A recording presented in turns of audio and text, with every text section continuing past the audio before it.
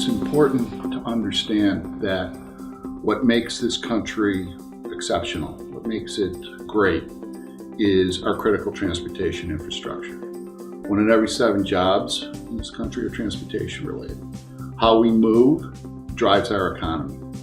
When critical transportation is degraded through natural events like a hurricane or a flood, it's very incumbent on us to bring back the transportation system and to get the economy moving again. We used to be very stovepiped within the government. Transportation, we didn't talk to each other, and we most certainly didn't do a good job of bringing the private sector in. Well, we've changed that.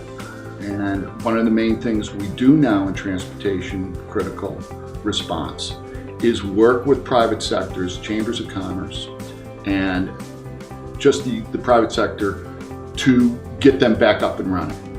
We work with Home Depot, we work with Lowe's to get the big box stores open so that people can go and buy the building materials to put a new roof on. We are making sure that we open up Stop and Shop, that we open up Wegmans so that people can go and shop for food. By doing that, we get more money back in the economy, and we're able to basically help the response and the recovery.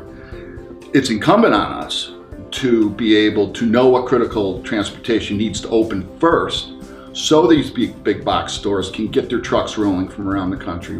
We operate on what's called the National Response Framework, which is an all hazards approach to disaster response.